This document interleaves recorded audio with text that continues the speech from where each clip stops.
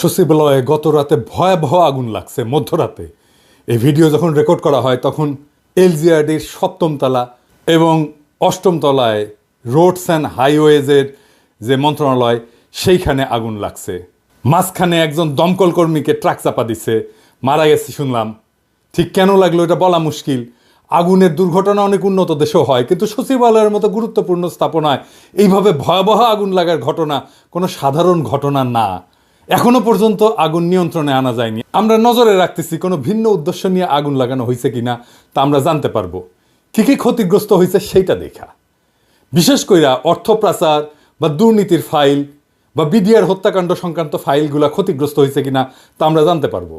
সাধারণত সকল গুরুত্বপূর্ণ নথির একাধিক কপি থাকে। অনেকে মনে করতেছেন যে সচিবালয়ে আগুন লাগায় সব নথি নষ্ট করে দেওয়া যাবে, তা সম্ভবত ঠিক না, সম্ভাবনা কম। আমি সরকারকে দ্রুততার সাথে জাতিকে জানাইতে বলবো কি কি নথি ক্ষতিগ্রস্ত হয়েছে, কি কি নথি পুনরুদ্ধার করা যাবে, কি কি নথি একেবারেই পুনরুদ্ধার করা যাবে না, কত সম্পদের ক্ষতি হয়েছে, এটা নিয়ে একটা সুস্পষ্ট ঘোষণা জাতিকে দিতে হবে খুব শীঘ্রই। হাসিনার দোসরদেরকে সচিবালয়ে ভালো ভালো পোস্টে রাখলে এরকম আগুন লাগবেই। 2 দিন পর প্রধান উপদেষ্টার কার্যালয়ে যে আগুন লাগবে না তার কোনো নিশ্চয়তা নাই। যাই হোক, আসেন আজকার আলাপে আসি। এই নিউজটা দেখছেন আপনারা সকলে যে বঞ্চিত 764 কর্মকর্তাকে ভূতাপেক্ষা পদোন্নতি দিচ্ছে সরকার। 119 জনকে সচিব, 41 জনকে গ্রেড 1 মানে সচিবের সমান বেতন গ্রেড, 528 জনকে অতিরিক্ত সচিব, 72 জনকে যুগ্ম সচিব এবং 4 জনকে উপসচিব পদে পদোন্নতি দেওয়া হবে। এবং এই ভূতাপেক্ষা পদোন্নতি এটা বাস্তবায়নে বকেয়া বেতন, আনুতোষিক এবং পেনশন বাবদ এককালীন 42 কোটি টাকা এবং পরবর্তীকালে পেনশন বাবদ বার্ষিক 13 কোটি টাকা বরাদ্দ করার কথা বলা হয়েছে। প্রত্যেক বছর 13 কোটি টাকা করে বরাদ্দ লাগবে অ্যাডিশনাল। এই সময় তো 42 কোটি লাগবেই, এরপরে প্রত্যেক বছর 13 কোটি টাকা এগুলোকে পাওয়ার জন্য লাগবে। এই সরকারকে যে কি করা দরকার মাঝে মাঝে বুঝতে পারি না। মাঝে মাঝে কথা বলেও আমাদের সাথে, শোনেও কথা। এই যে বিডিআর কমিশন নিয়ে রিকমেন্ডেশন চাইছিল, দিছিলাম, শুনছে, কিন্তু এইটা যে করলেন প্রশাসন নিয়ে আলাপ করেছিলেন কারোর সাথে, কারণ মতামত নিছিলেন? নেন নাই, আমি শিওর। মতামত নেওয়াটা এই কারণে জরুরি না যে আমারে বা কাউরে গুরুত্ব দিতে হবে, জি না। কারণটা হচ্ছে আপনারা তো সামলাইতে পারেন না, পারতেছেন না। এই দেখেন, আজ এই আন্দোলন করে তো কাল আরেকজন আন্দোলন করে। পাল্লায় যেমন ব্যাং মাপা যায় না, ঠিক তেমনি আপনি আমলাগেরে সামলাইতে পারতেছেন না। পারতেছেন না কারণ কেমনে সামলাইতে হবে এটাই জানেন না আপনারা। আমি বঞ্চিত, এটা তো কোনো কোয়ালিফিকেশন হইতে পারে না। কোন আক্কেলে আপনারা এইসব আমলাদের এই সমস্ত দাবি মানতেছেন? কোন আক্কেলে এই দুঃসময়ে আপনি 42 কোটি টাকার বরাদ্দ দিতেছেন এইগুলোর জন্যে? এই আমলাতন্ত্রের কোনো নৈতিক অধিকার আছে বিপ্লবোত্তর সরকারের কাছে কিছু চাওয়ার? বিন্দুমাত্র অধিকার নাই। এই কথা বলতে পারেন না কেন আপনারা? এই ব্যুরোক্রেসি হাসিনার টিকায় রাখছে না? হাসিনার নির্বাচন এরা করছে না? 2014 নির্বাচন, 2018 নির্বাচন, এমনকি 2024 নির্বাচনে যারা ডিসি ছিল, যারা ইউএনও ছিল, যারা এসপি ছিল, তারা আছে না? পুরা ব্যুরোক্রেসিরা পাশায় লাথি দিয়ে বের করে দিলে কি সমস্যা হইতো? কিছু হইতো না। আওয়ামী লীগের আন্দোলনে জনতার মঞ্চ কইরা মহিউদ্দিন খান আলমগীরের নেতৃত্বে নামে আসছিল না আমলারা, করেছিল না জনতার মঞ্চ। কামটা ভালো হয়েছিল না খারাপ হয়েছিল সেটা ভিন্ন আলাপ, কিন্তু নাম ছিল তো আওয়ামী লীগের লোকেরা। এই যে আমলারা বঞ্চিত বঞ্চিত করিচ্ছে, এর নাম ছিল বঞ্চিত। গল্প নিয়ে আসিছেন এখন, তাই না? সেজন্য আপনাদের কম্পেনসেট করতে হবে। ভালো আবদার তো। এই হাসিনার আমলে গুম হয়েছে কতজন, জেলে পড়ছে কতজন, আয়না ঘরে ছিল কতজন, পঙ্গু হয়েছে কতজন, বাড়িঘর গেছে কতজনের, সম্পদ গেছে কতজনের, জীবন গেছে কতজনের, দেশ ছাড়া হয়েছে কতজন আমার মতো। কারে কম্পেনসেট করছেন? এদের কম্পেনসেশন কে করবে? কোন আক্কেলে কম্পেনসেশন চাইতেছেন আপনারা? আর কোন আক্কেলে প্রফেসর ইউনূসের সরকার দিতেছে এই টাকা? শহীদ পরিবারকে প্রতিশ্রুত 30 লাখ টাকা দিতে পারে নাই, আহতদের সুচিকিৎসা করতে পারে নাই, পুনর্বাসন তো দূরের কথা। আর এই আমলাদের টাকা দিতেছেন 42 কোটি টাকা। টাকা কি খোলাম কুচি? এই আমলার আবার নিতেছে হ্যাংলার মতো। লজ্জাও লাগে না আপনাকে? চিনেছেন সারা জীবন ঘুষের টাকা গোনা, আর লোভ ছাড়া তো কোনো বৈশিষ্ট্য নাই রে ভাই আপনাদের। কোন সরকারি কর্মচারীদের যদি সত্যিই কম্পেনসেট করতে হয় তাইলে সেটা সামরিক বাহিনীকে করতে হবে। সামরিক বাহিনীর নির্যাতিত, বঞ্চিত, চাকরিচ্যুত অফিসার সৈনিকেরা এই লড়াইয়ে ছিল, ভূমিকা রাখছে যে যার অবস্থানে থেকে। এরাই গুম হয়েছে, এরাই চাকরিচ্যুত হয়েছে, এরাই দেশ ছাড়া হয়েছে। একজন আমলা গুম হয়েছে, একজন আমলা জেলে গেছে, একজন আমলার চাকরি গেছে। এরা দেশে বিদেশে থেকে বিরচিত ভূমিকা রাখছে। শুধু তারাই না, তাদের পরিবার নিয়ে ডিএইচএস মিছিল করেছে, সাবেক আর্মি চিফ সহ সিনিয়র অফিসাররা প্রকাশ্যে মিটিং করেছে, বিবৃতি দিছে, সমাবেশ করছে। দেখেন ইকবাল করিম ভুইয়া কি কইতেছেন। 4ই আগস্টের কথা এটা। দেশের নীতি নির্ধারকরা যদি বিবেক বুদ্ধি ও হৃদয়হীন হয়ে না পড়তেন, তাহলে গত কয়েক সপ্তাহে বাংলাদেশের ইতিহাসের সবচেয়ে বড়, করুণ ও মর্মান্তিক এই হত্যাকাণ্ড সমূহের ঘটনাগুলো ঘটত না। সুস্থ মস্তিষ্কের কোনো বিবেকবান মানুষের পক্ষে দেশে এমন একটা যুদ্ধ পরিস্থিতি মেনে নেওয়া সম্ভব না। আমরা নিজেরা নিজেদের সাথে যুদ্ধ করতে পারি না। আমাদের দেশটাকে, এই প্রিয় রাজধানী ঢাকা ও জেলা শহরগুলোকে যুদ্ধক্ষেত্রে পরিণত করতে দিতে পারি না। তাই আজ এখানে দাঁড়িয়ে ব্যর্থহীন ভাষায় বলছি, ইনশাল্লাহ তা আমরা করতে দেব না। সকল শ্রেণী ও পেশার মানুষকে সাথে নিয়ে ঐক্যবদ্ধভাবে শান্তি প্রতিষ্ঠায় প্রচেষ্ট থাকবে। এই জনপ্রিয় সাবেক সেনা প্রধানকে আমাদের সবার কৃতজ্ঞতা জানানো উচিত। উনি সাহসের সাথে দাঁড়ানোর জন্য এই পরদিন সেনাবাহিনীর জুনিয়র অফিসার আর সৈনিকেরা ছাত্র জনতার উপরে গুলি চালাইতে অস্বীকার করে। পরদিন যদি গুলি চলতো, জেনারেল ইকবাল করিম ভুইয়া কয়েকজন সিনিয়র অফিসারদের নিয়ে আর্মি কনভয়ের সামনে দাঁড়াইতেন। এই পরিকল্পনা ওনাদের ছিল।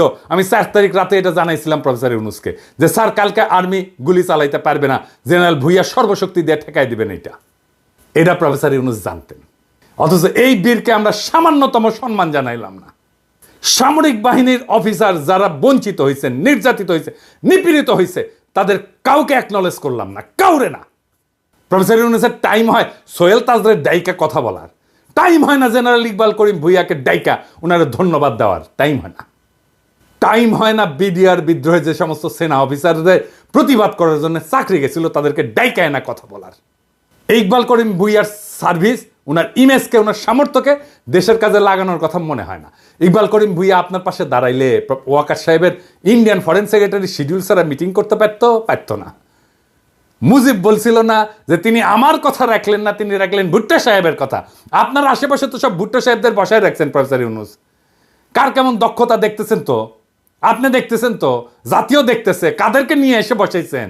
না আছে রাজনৈতিক ক্ষমতা, না আছে পাবলিককে মোবিলাইজ করার ক্ষমতা, না আছে লিডারশিপ স্কিল, না বলতে পারে কথা, না আছে জনপ্রিয়তা, না আছে মেধা, না আছে রাষ্ট্র চালানোর জন্য ন্যূনতম যোগ্যতা এবং দক্ষতা। তাও এগুলোর আশেপাশে রাখিছেন কেন? এই আমলাগুলোর একদিন দাবরানি দিলে দ্বিতীয় দিন দাবি দেওয়া নিয়ে আসতো না। কিন্তু দাবরানি দেওয়ার সেই মানুষটা নাই আপনার পাশে। কি কইয়া দাবরানি দিতে হবে সেটাও জানেন না। ওদের এই আর্গুমেন্ট দেওয়ার কেউ নাই যে বলবে তোমাদের বিন্দুমাত্র নৈতিক অধিকার নাই বঞ্চিত বলে দাবি করে নিজের বৈষয়িক লোভকে চরিতার্থ করার। কিছুই করো নাই তোমরা, করছো তোমরা এই রেজিমকে হটাইতে কিছুই করো নাই। এটা খড়ের টুকরা ভেঙ্গে 2 ভাগ করো নাই। তাও তোমাদের জন্য জনগণের 42 কোটি টাকা খরচা হবে। এটা কে বলবে? যাদের ডাইকায় না আপনি প্রশাসন সাজাইছেন তারাই তো বলবে, নাকি আমরা কয়া দিব? আর রাষ্ট্রীয় সম্পদে 42 কোটি টাকা তো আপনার বাপের জমিদারির টাকা না রে ভাই, যেভাবে বিলাইবেন। মুক্তিযুদ্ধের পরে ঠিক একই জিনিস হয়েছিল, কে কিভাবে কোনটা দখল করবে তার প্রতিযোগিতা। ফলাফল তো আমরা দেখেছি, তাই না? এরকম একটা ল্যাংরা খোড়া রাষ্ট্র পাইছি। এইরকম একটা বিপ্লব হইলে এত মানুষ রক্ত দিল, এত ছাত্র রক্ত দিল। আপনি নিজেই বলছেন ছাত্ররা আপনাদের ক্ষমতায় বসেছে। কি করতেছেন তাইলে? হাসিনা শাসনের বেনিফিশিয়ারিরা কে কিভাবে কোথায় জায়গা করে নেওয়ার চেষ্টা করতেছে আমরা দেখতেছি, সব দেখতেছি। হাসিনা সরকারের বেনিফিশিয়ারিদের সাবধান করে দিয়ে বলতে চাই, করে কমে খাইতেছেন এমনি খান। রাষ্ট্রের রিসোর্স, রাষ্ট্রের গুরুত্বপূর্ণ ব্যক্তিদের আশেপাশে যাইবেন না, কোনো আলগা সুবিধা নেওয়ার চেষ্টা করবেন না। আপনাদের তো ভদ্রভাবে বললে বুঝেন না, শুনেন না। লোভ তো 2 চোখ ভরা চকচকা লোভ। মায়ের বুঝেন, মায়ের ভার্চুয়াল মায়ের না, একদম লাঠি দিয়া মায়ের বেদম পেটানো হবে, একদম ধরে রাস্তায় ফেলে পেটানো হবে। ওইটা করতে পারবো আমি, ওইটা করা হবে, কেউ বাঁচাইতে পারবে না। আগে থাকতে সাবধান হয়ে যান। আমি আর ইলিয়াস বলছিলাম শহীদ পরিবারদের প্রতিশ্রুত 30 লক্ষ টাকা দিয়ে দিবেন, 2 মাস সময় দিছিলাম। আজকে আবার মনে করাই দিলাম প্রফেসর ইউনূসের সরকারে। এই প্রসঙ্গে আজকে আমার ফাইনাল আলাপ। জুলাই আগস্ট বিপ্লবের আহত আর শহীদ পরিবারের দায়িত্ব আর পুনর্বাসন নিয়ে আপনাদের দীর্ঘসূত্রিতার পরিকল্পনাহীনতা ক্ষমাহীন পর্যায়ে পৌঁছাইছে। আপনাদের না আছে পরিকল্পনা, না আছে উদ্যোগ, না আছে সেন্সিটিভিটি। আমি সুইডেনেও জুলাই ফাউন্ডেশনের জন্য অনুদান দেওয়ার ব্যাপারে ক্যাম্পেইন করে আসছি। আপনারা যদি কাজটা শুরু করার আগে আলাপটা করতেন, তাহলে আরো ইনোভেটিভ আইডিয়া, সৃজনশীল আইডিয়া দিতে পারতাম। ওটা তো করবেন না, আমাকে তো মানুষ বলে মনে করেন না। বিপ্লবের স্টেক হোল্ডার বাদ দেন, মানুষ বলেই মনে করেন না আপনারা। আমাদের সমাজের একটা শক্তি আছে, সেই শক্তিকে কাজে লাগাইতে হইতো, সেটা করলেন না, শুনলেনও না কিভাবে এটা করা যায়। এখন পারতেছেন না, না পারতেছেন চিকিৎসা দিতে আহতদের, না পারতেছেন শহীদদের পরিবারদের পুনর্বাসন করতে। আমি নিজে ব্যক্তিগতভাবে 2টা পরিবারের দায়িত্ব নিছি, আনাসের পরিবার আর রাখির দায়িত্ব নিছি বাবা হিসাবে। আনাসের বাবা একটা সম্মানজনক চাকরি করতেছে, রাখি এখন চাকরি করতে পারবে না, কারণ ওর বাচ্চাটা ছোট। তাই আমি ওর পুরা পরিবারের দায়িত্ব নিছি। রাখি আগের বাসায় আছে, বাসা ছাড়তে হয় নাই, টাকার অভাবে ওর গয়না বন্ধক দিয়ে টাকা ধার করছিল 3.5 লাখ টাকা, সেটা ছাড়াই আনছে ও টাকাটা শোধ দিয়া। ওর পরিবারের সকল খরচ আর সন্তানের লেখাপড়ার দায়িত্ব আমার। খোদা তাআলা আমার সামর্থ্য দিছে, চাইলে আমি আরও শহীদ পরিবারের দায়িত্ব নিতে পারবো, আমি নিবও সেটা। রাখির জীবন যেন নিশ্চিন্ত আর নির্বিঘ্নে কাটে, তার জন্য সব কিছু করবো, যা যা করার দরকার করবো, যার যার দায়িত্ব নেব, প্রত্যেকটা পরিবারের আমি সব কিছু করবো। রাখির সাথে কথা হইলে দেখেন সে কত নিশ্চিন্ত থাকে, নির্বিঘ্ন থাকে। ইদানিং আমার মতো 1 লাখ পিনাকি আছে, আরো বেশি আছে বাংলাদেশে আছে, যারা রাখিদের আনাজদের পরিবারের দায়িত্ব নিতে চায়, আন্তরিকভাবে চায় এবং নেবেও তারা। তাদের শক্তিকে কাজে লাগাইতে পারতেন। এই যে মডেল আমি দিলাম রাখিরে নিয়া, আনাসরে নিয়া, এটাই হয়তো আমাদের জুলাই শহীদ পরিবার আর আহতদের পুনর্বাসনের সবচেয়ে সাস্টেনেবল মডেল। আর এই মডেল তো আমার না, প্রফেসর ইউনূসের দেখানোর কথা ছিল, ঠিক কিনা? প্রফেসর ইউনূস একটা শহীদ পরিবারকে নিজের কাছে রাখতে পারতেন না? চাকরি দিতে পারতেন না? দায়িত্ব নিতে পারতেন না? অবশ্যই পারতেন, ব্যক্তিগত সামর্থ্য পারতেন। ওনার নিজের প্রতিষ্ঠান আছে না, ইউনূস সেন্টার আছে না? একটা পরিবারের দায়িত্ব নিতে পারে না? নিছে? নাই। ওনার উপদেষ্টারা পারেন না প্রত্যেকে একজন করে পরিবারের দায়িত্ব নিতে, আহত বা শহীদ পরিবারের? একটা আহত বা শহীদ পরিবারের দায়িত্ব নিতে ওনাদের সমস্যা কি? উনি যাদের যাদের ডেকে চাকরি দিয়েছেন, পত্তর দিয়েছেন, মন্ত্রী বিশেষ সহকারী বানাইছেন, ওদের দিতে পারে না? তারা একজন করে দায়িত্ব নিতে পারতো না? দেখতেন সামাজিক উদ্দীপনা তৈরি হতো সারা দেশ জুড়ে শহীদ আর আহত পরিবারের দায়িত্ব নেওয়ার। ঢাকা শহরে কত মুরব্বী বাচ্চা কাচ্চা বিদেশে থাকে, একা থাকেন, বিশাল বড় বাড়ি ফাঁকা পড়ে থাকে। রাখির মতো একটা মেয়ে আর রাখির মেয়ের মতো একটা নাতি পেলে ওনাদের জীবনটা আনন্দময় হইতো। রাখির মতো শহীদের স্ত্রীকে নিজের কাছে সন্তানের মতো আগলায় রাখতেন। এরকম অসংখ্য পরিবার পাওয়া যাবে যারা এই কাজ আনন্দের সাথে করতেন। শুধু সামর্থ্যবানেরা, এমনকি নিম্নবিত্তরাও এই কাজ করতে আগে আসতো। আমার বাবা তো দরিদ্র স্কুল টিচার ছিল, আমাদের বাসা পুরাই দিছিল 71-এ। আমরা রান্নাঘরে থাকতাম, বাসার রান্নাঘরে থাকতাম একটা ঘরে। সেই বাসাতেও একটা বিহারি পরিবারকে আশ্রয় দিছিলেন বাবা, আমাদের সাথেই থাকতো। পরিবারের শেষ সদস্য একটা মেয়ে ছিল, আমি দিদি বলে ডাকতাম। উনি জীবনের শেষ দিন পর্যন্ত আমাদের বাসাতেই ছিলেন এবং আমাদের বাসাতেই শেষ নিঃশ্বাস ত্যাগ করছেন। আমিও তারে বড় বোনের মতোই দেখতাম, উনিও আমার ছোট ভাইয়ের মতোই স্নেহ করতেন। মির্জা ফখরুলের বাসায় শুধু ওবায়দুল কাদের থাকবে কেন? একটা শহীদ পরিবার আশ্রয় নিতে পারে না? যে মির্জা ফখরুলের বাসায় তো আছে না ওবায়দুল কাদের, পালাবো না? দরকার হলে মির্জা ফখরুলের বাসায় গিয়ে থাকবো। কি থাকতে দেবেন? ঠাকুর গায়েটা বাড়ি আছে না, এই যে দেখেন। পালাবো না, কোথায় পালাবো না, প্রয়োজনে ফখরুল সাহেবের বাসায় গিয়ে উঠবো। কি জায়গা দেবেন? না হলে ঠাকুর গায়ের বাড়ি আছে না, ওই বাড়িতে গিয়ে উঠবো। নির্বাচন করে তো মাথা খারাপ করে দিতেছেন সবার। তো দায়িত্বটা কি নিছেন বলেন? দায়িত্ব কি নিছেন? সব দলের এমপি ইলেকশনের নমিনেশন যারা নেবেন তাদের দেখাইতে হবে কোন শহীদ আহত পরিবারের দায়িত্ব নিছেন। দল থেকে না কি দিচ্ছেন সেটা না, আমরা জানতে চাই আপনি নিজে কি করছেন, নিজে ব্যক্তিগতভাবে কি করছেন, আপনার বাসায় আছে কিনা। আগামী বাংলাদেশ সেই নেতা চায় যারা কথায় না কাজে বড় হবে। কাজ দেখান, দায়িত্ব নিতে পারেন। এটা শহীদ পরিবারের দায়িত্ব নেওয়ার হ্যাডম নাই, দেশের দায়িত্ব নেবেন। হ্যাঁ, খারান হাইচানি আর কেউ আমার ধরেন, আগে দেখান আপনারা পারেন দায়িত্ব নিতে, তারপরে ভোট চাইতে আসেন। আর মনে রেখেন, আগামীর বাংলাদেশ চালানো আপনাদের জন্য কেক ওয়াক হবে না, মাখনের মধ্যে দিয়ে হাঁটার মতো হবে না, পিকনিক হবে না।